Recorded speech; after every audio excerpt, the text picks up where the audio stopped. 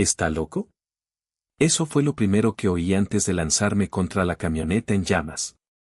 Alguien intentó agarrarme del brazo. Otro gritó que el coche estaba a punto de explotar. Decenas de teléfonos me apuntaban, pero en ese momento, ya no me importaba si saldría con vida. La ironía era que apenas 2 horas antes, lo único que necesitaba era que me llevaran a casa. Acababa de enterrar a la esposa con la que había compartido más de 40 años y luego había abordado un vuelo de regreso a Pittsburgh. Les envié un mensaje a mis hijos: aterrizo a las 5. ¿Pueden venir a recogerme? Mi hijo respondió: estoy ocupado. Cojan un taxi. Mi hija me escribió después: deberías haberlo planeado con antelación. Solo le respondí: no pasa nada. 2 horas después, todo el estado me conocía por un video de un anciano de pelo gris lanzándose contra un coche en llamas para salvar a un niño atrapado. A la mañana siguiente, millones conocían el nombre de Arthur Kastler. Solo mi hija no lo sabía. Lo primero que supo de su padre no fue por una llamada telefónica. Fue por el teléfono de un desconocido que estaba reproduciendo ese video en la fila de la caja del supermercado. Me llamo Arthur Kastler. Tengo 67 años, soy ingeniero estructural jubilado de Pittsburgh y, durante la mayor parte de mi vida, fui el tipo de hombre que pasaba desapercibido. Mi esposa, Doris, era quien recordaba los cumpleaños, organizaba la cena de acción de gracias y mantenía el calendario familiar al día. Yo era más feliz trabajando bajo el capó de un coche o subido a una escalera limpiando canaletas. Doris solía decir que yo era el tipo de hombre en quien la gente se apoyaba precisamente porque nunca me quejaba de mi peso. Quizás fuera cierto, o quizás simplemente nunca quise que las personas que amaba cargaran con nada que me correspondiera cargar. Ese hábito casi me cuesta todo de una manera que jamás imaginé. 3 días antes del accidente, estuve junto a la tumba de Doris en un pequeño cementerio a las afueras de Erie. Allí pasó sus últimos 4 meses con su hermana, buscando un último tratamiento experimental después de que el cáncer dejara de responder a cualquier otro. Viajaba de un lado a otro tan a menudo como me era posible. Cada visita se hacía más difícil. Cada despedida se prolongaba un poco más que la anterior. Entonces, una gris mañana de martes, no hubo más despedidas, solo silencio. Si alguna vez te has sentado junto a un ser querido mientras una máquina contaba los días que le quedaban, ya sabes que no hay forma de prepararse para el silencio que le sigue. No se anuncia. Simplemente se instala. El funeral fue pequeño, como Doris lo quería. Nada de flores, que ella habría considerado un derroche, nada de discursos dramáticos, solo gente que la conocía de verdad y una lista de reproducción con los discos de Ella Fitzgerald que había adorado durante 40 años. Después, me quedé junto a su tumba hasta que el jardinero me recordó amablemente que las puertas se estaban cerrando.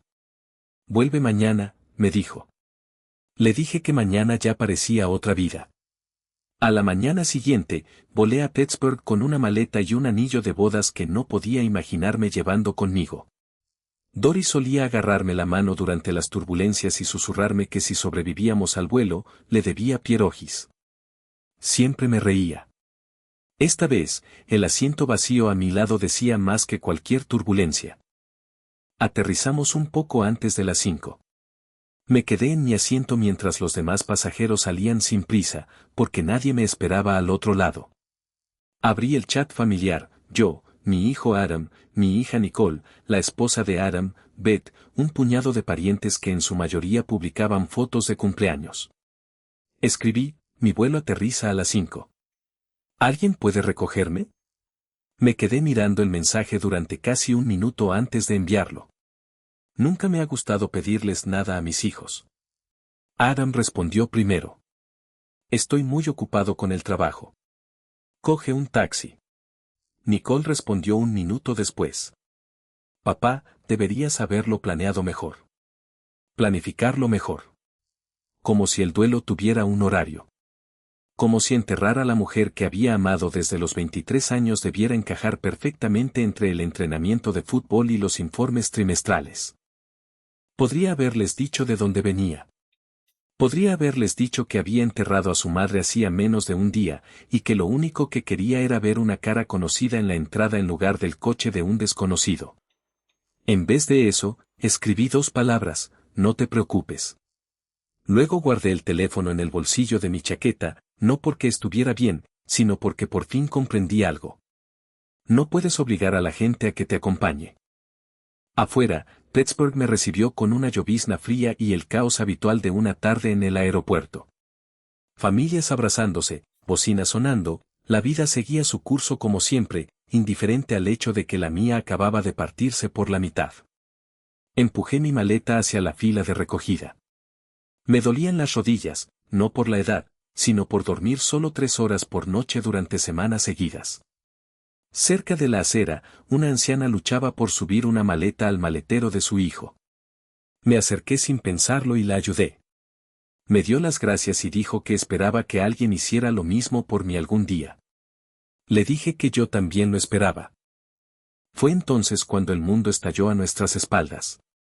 Un camión cisterna había hecho la tijera después de que una camioneta a toda velocidad lo golpeara cerca de la salida de la terminal, y otros 3 autos se amontonaron detrás de los restos antes de que nadie pudiera frenar. El metal chirriaba contra el metal. El humo se elevaba hacia el cielo vespertino. Un sedán había girado hasta chocar contra la barandilla. Otro ya estaba en llamas. La gente se quedó paralizada. Algunos lo filmaron con sus teléfonos. Alguien me agarró del brazo y me dijo que no me acercara. De todos modos, me solté.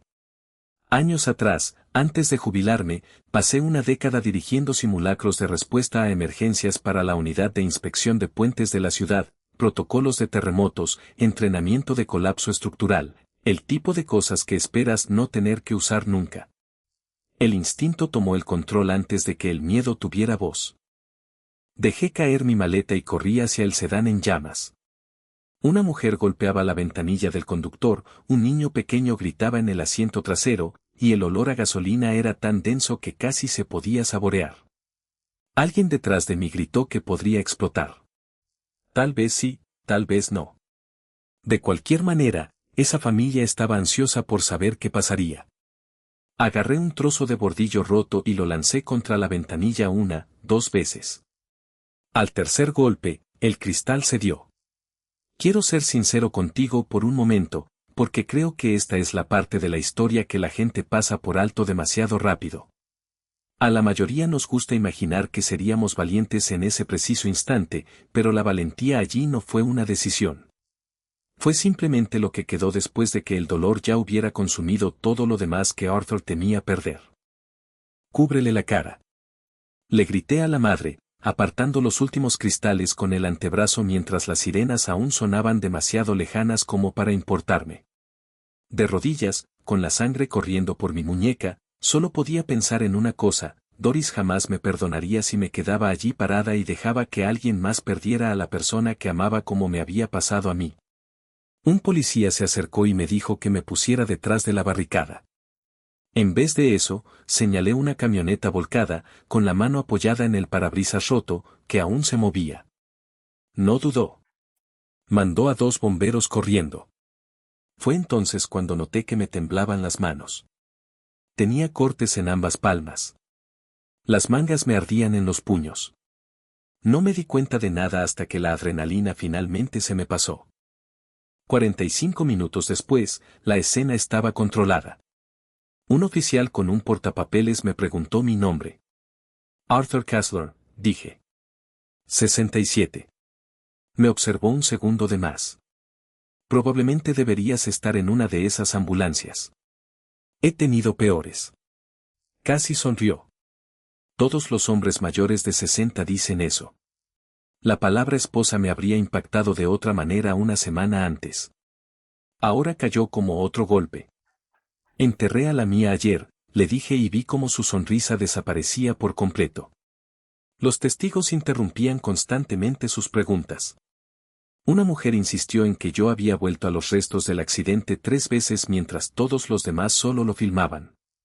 Un estudiante universitario la apoyó, diciendo que los bomberos solo llegaron a tiempo porque yo les había dado esos minutos extra.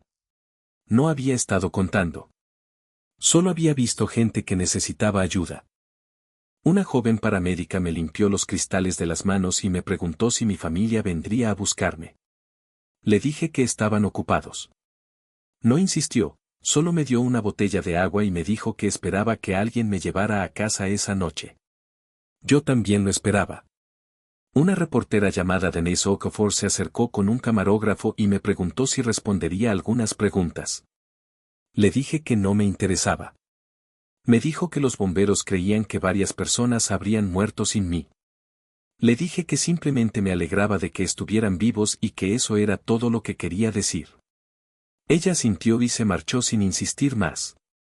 Doris siempre respetó a las personas que podían aceptar un no como una respuesta definitiva. Recuerdo haber pensado que Denise Okafor podría ser una de ellas. Si alguna vez un desconocido te ha mostrado más amabilidad en 5 minutos que tu propia familia en una semana, sabes exactamente a qué tipo de dolor silencioso me refiero.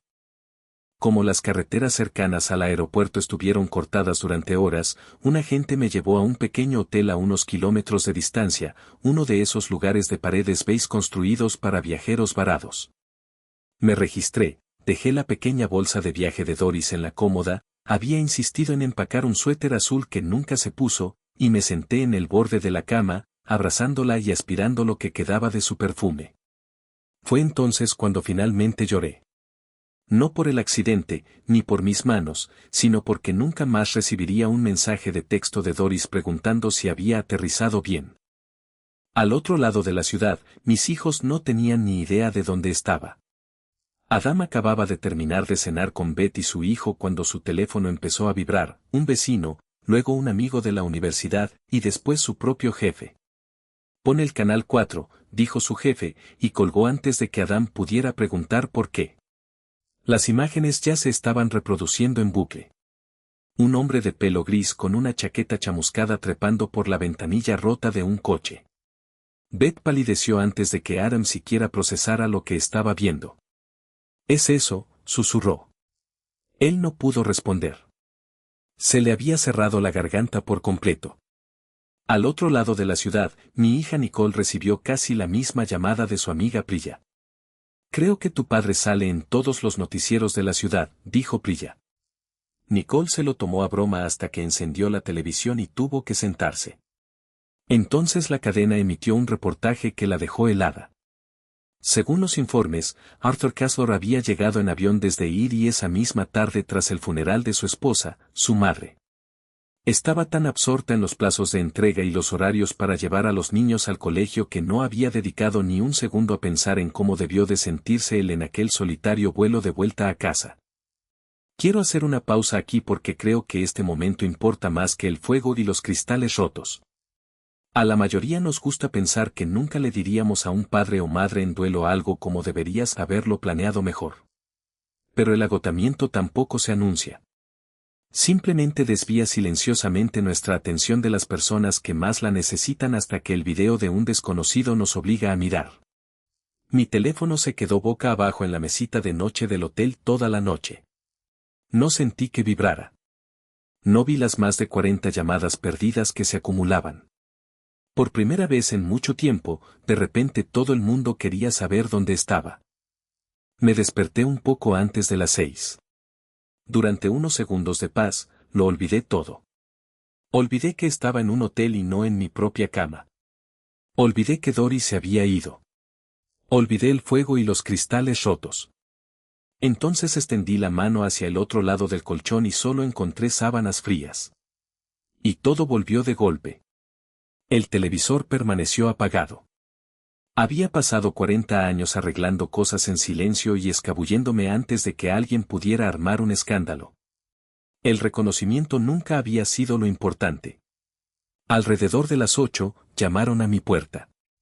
Era Denise Okafor, con una expresión casi de disculpa. La gerente del hotel me había reconocido por la transmisión matutina. Dijo que no estaba allí para ponerme un micrófono en la cara. Solo tenía un mensaje del hospital. La niña a la que había sacado del sedán iba a estar bien. Sus padres querían que supiera que no dejaba de preguntar por el hombre que rompió la ventana. Me reí por primera vez en días. Le dije a Denise que imaginaba que los padres de la niña también le estarían diciendo que nunca se subiera a un cristal roto. Denise sonrió y dijo que había unos 20 periodistas acampados afuera. Le pedí que guardara el secreto de mi ubicación. Me dio su palabra. Y por primera vez desde que todo esto comenzó, creí que aún existía algo así como periodismo decente en este negocio. Mientras tanto, Aram y Nicole se encontraron frente a mi casa a las 7 de la mañana usando la llave de repuesto que le había dado a Aram años atrás. Todo estaba exactamente como lo había dejado.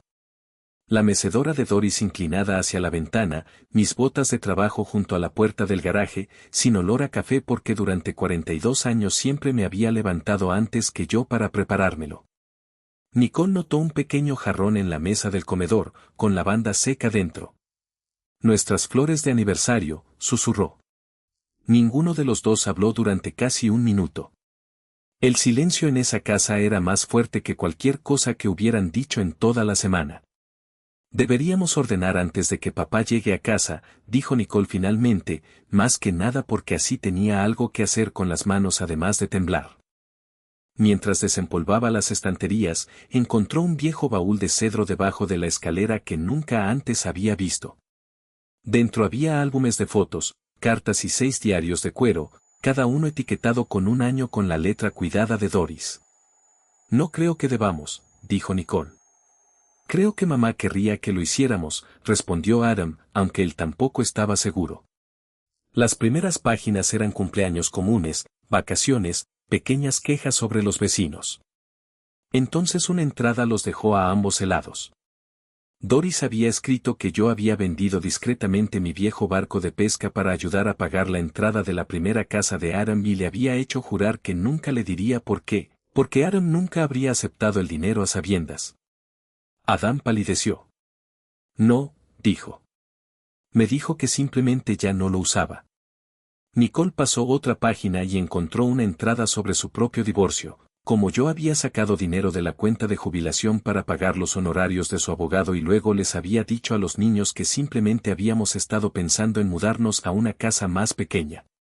Pensaba que en realidad queríamos una casa más pequeña, dijo, tapándose la boca con la mano. Siguieron leyendo, entrada tras entrada. Yo aceptando trabajo de consultoría después de jubilarme, no por aburrimiento sino porque el negocio de Aram casi había quebrado. Yo posponiendo la compra de una camioneta nueva durante años porque la hija de Nicole necesitaba aparatos. Yo saltándome vacaciones porque la matrícula universitaria seguía subiendo. Ni una sola vez quejándome. Ni una sola vez pidiendo que me devolvieran el dinero. Entonces Nicole encontró una entrada de hacía solo 4 meses y la leyó en voz alta, con la voz quebrándose a la mitad. Doris había escrito sobre la última opción de tratamiento en Erie. Como yo había vaciado casi todo lo que quedaba de nuestros ahorros sin pensarlo 2 veces, como había sonreído al firmar los papeles para que ella no viera lo que me había costado. Había terminado la entrada esperando que, si no lo lograba, sus hijos nunca confundieran mi silencio con indiferencia, que debajo de todo eso se escondía el corazón más grande que jamás había conocido. Aaron se sentó bruscamente, con los codos sobre las rodillas y los hombros temblando. Pensé que papá simplemente era cuidadoso con el dinero, dijo. Yo también, respondió Nicole. Ninguno de los dos se había preguntado jamás por qué conducía una camioneta de 14 años, usaba el mismo abrigo cada invierno o siempre decía que estaba bien. Resulta que la aceptación requiere mucho menos esfuerzo que la curiosidad. Si alguna vez has descubierto demasiado tarde cuánto sacrificó alguien en silencio por ti mientras insistía en que estaba bien, ya sabes que no hay disculpa lo suficientemente grande como para deshacer esa ceguera. No es culpa lo que habla. Es simplemente dolor sin salida. Alrededor del mediodía, Beth, la esposa de Adam, llegó con sándwiches e inmediatamente sintió que algo andaba mal. Leyó 3 páginas de un diario y se sentó junto a su esposo sin decir una palabra más. Le dije que tomara un taxi, dijo Adam en voz baja. Acababan de enterrar a mi madre y le dije que tomara un taxi. Al otro lado de la ciudad, me senté sola en un banco con vistas al Allegheny, el mismo río que Doris solía decir que le recordaba que la vida siempre llevaba a alguien de vuelta a casa. Sonó mi teléfono. Esta vez contesté. Durante varios segundos, Aram no pudo hablar. Finalmente, entre lágrimas, pronunció 4 palabras: papá, vuelve a casa, por favor. Palabras que había querido oír 24 horas antes. Palabras que llegaron demasiado tarde para sentirlas como debían. No grité. No le pregunté qué le había hecho cambiar de opinión. Simplemente le dije que aún no estaba preparada y colgué, no para castigarlo, sino porque algunos corazones necesitan espacio para respirar antes de poder perdonar sin quebrarse bajo su peso. Pasé el resto de la tarde paseando por la orilla del río. Los transbordadores cruzaban lentamente. Los turistas se hacían fotos cerca de la fuente. Los músicos callejeros tocaban como si nada en el mundo hubiera cambiado, porque para ellos nada había cambiado. Dory solía decir que el mundo sigue girando, estemos o no preparados para seguir caminando con él. Esa tarde no estaba segura de saber cómo hacerlo. Denise volvió a llamar esa noche, esta vez no para una entrevista, dijo.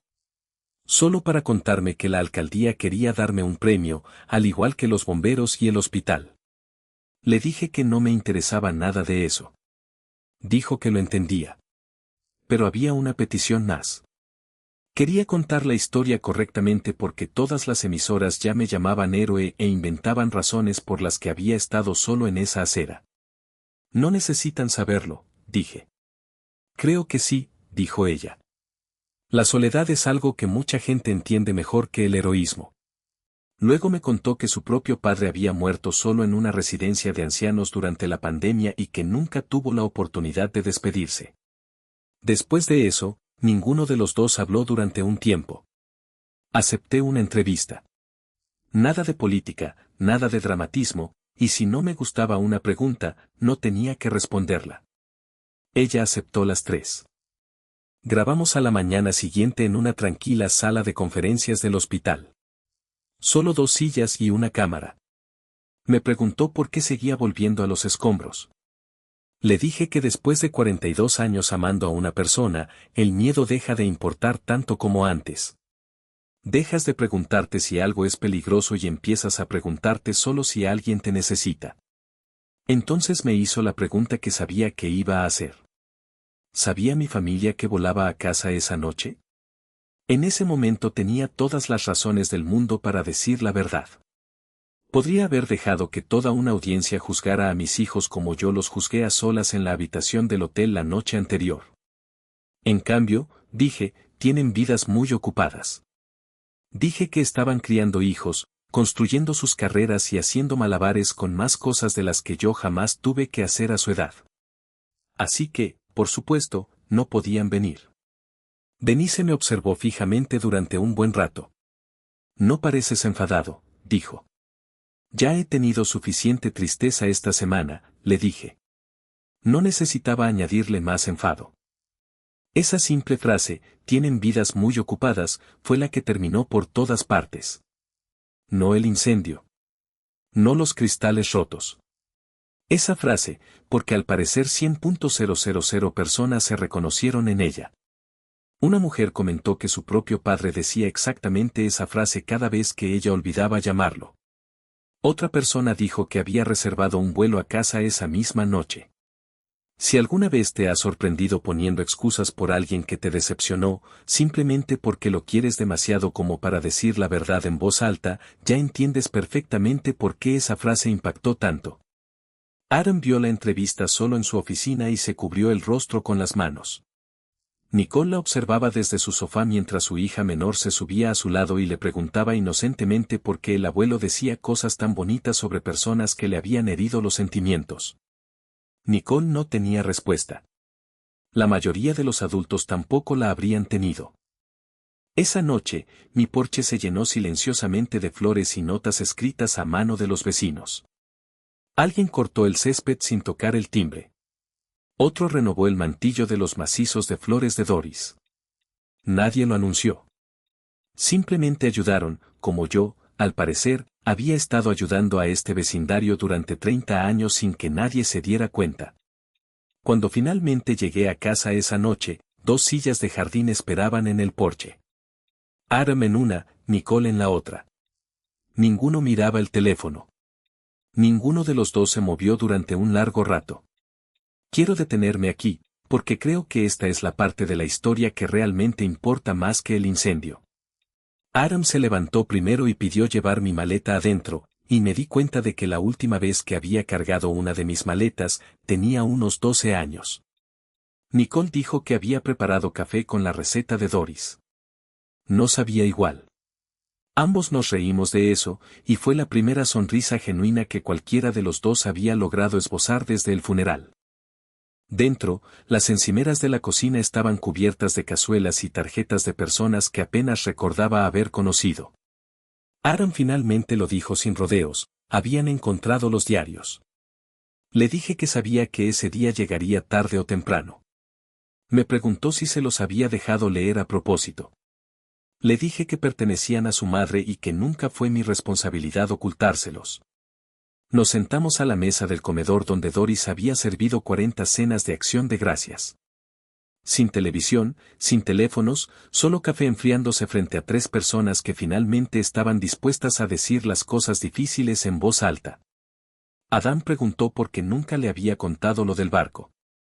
Le dije que ayudarlo no se suponía que se convirtiera en otra carga que tuviera que llevar. Nicole preguntó por qué la había dejado creer que simplemente queríamos mudarnos a una casa más pequeña. Le dije que Doris quería que conservara su dignidad después del divorcio, nada más. Entonces Adam hizo la pregunta que claramente lo había estado carcomiendo desde que se emitió la entrevista. ¿Por qué no había dicho la verdad ante las cámaras? ¿Por qué no había dejado que el mundo viera exactamente lo que me habían dicho la noche en que murió su madre? Le dije que la humillación pública no cura una herida privada, y que Doris jamás creyó en exponer a la gente solo para verla sufrir.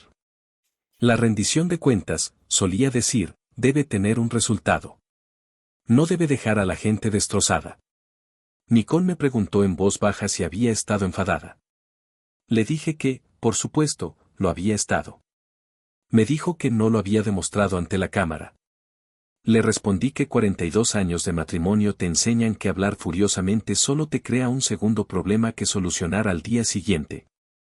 Unos días después, los 3 fuimos en coche al jardín conmemorativo con vistas al río donde habían depositado las cenizas de Doris, tal como ella había pedido. Adam se disculpó ante una lápida. Nicole dijo que había olvidado cuánto había soportado en silencio el dolor de ambos. Les dije que gran parte de la crianza consiste en enseñar a los hijos a caminar y que la lección más difícil que queda es enseñarles a caminar de vuelta. Adam se derrumbó por completo entonces, y no fue el típico abrazo rápido y forzado que los hijos adultos dan a sus padres por costumbre. Fue el tipo de abrazo que da un niño asustado cuando se da cuenta de lo cerca que estuvo de perder a la única persona que, en silencio, sostenía toda su vida. En las semanas siguientes, Adam empezó a aparecer los miércoles por la mañana con 2 tazas de café, sin dar ninguna razón, simplemente porque le apetecía. Nicole venía los jueves por la noche con una sopa que nunca sabía igual que la de Doris. Admitió que le faltaba un ingrediente. Le dije que el ingrediente era la paciencia, y que Doris siempre había dicho que no era opcional. Un sábado, mi nieto Isen entró en el garaje y me preguntó si podía enseñarle a construir algo. Pasamos la tarde construyendo una casita para pájaros torcida, y cuando se disculpó por lo mal que le había quedado, le dije que las familias rara vez son perfectas, pero que si los cimientos son sólidos, siguen en pie. Un mes después, el departamento de bomberos me pidió que hablara en un evento comunitario de preparación para emergencias. Casi dije que no. Entonces recordé que Doris me había dicho una vez que si tu experiencia puede ayudar a alguien más, deja de ser solo tu historia. Así que dije que sí. Y casi al final, alguien entre la multitud me preguntó qué me había hecho correr hacia esos autos en llamas en lugar de alejarme de ellos. Les dije que mi esposa pasó 2 años enseñándome que cuando alguien a quien amas está luchando por su vida, dejas de fingir que alguien más va a aparecer en tu lugar.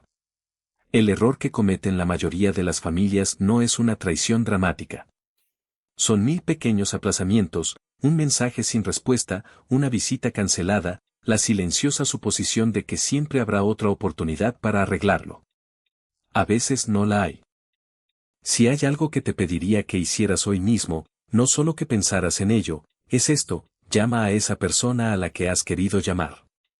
No la semana que viene. Hoy. Y pregúntate con sinceridad, ¿hay alguien en tu vida que hayas dado por sentado que siempre estará ahí para contestar el teléfono? Me encantaría saberlo en los comentarios. Comenta uno si crees que Arthur hizo bien en proteger a sus hijos ante las cámaras. Comenta 2 si crees que el mundo merecía saber toda la verdad. Y comenta 3 si estás tan indeciso como yo. Dime desde dónde estás viendo esto esta noche y qué hora es donde estás. Porque siempre me sorprende cuántas zonas horarias coinciden conmigo en este mismo momento de tranquilidad. Y si alguna parte de esto te recordó a tu propia familia, también me encantaría saberlo. Si esta historia te ha conmovido, quédate un rato más y considera suscribirte. Porque tengo más historias como esta sobre los sacrificios silenciosos que no notamos hasta que es casi demasiado tarde. Hasta la próxima, cuídate y no esperes a que un titular te recuerde quién te ha apoyado en todo momento. Esta es una historia ficticia inspirada en experiencias emocionales reales. Completamente reescrita y reinventada en Pittsburgh para crear contenido original. Cualquier parecido con personas o eventos reales es pura coincidencia.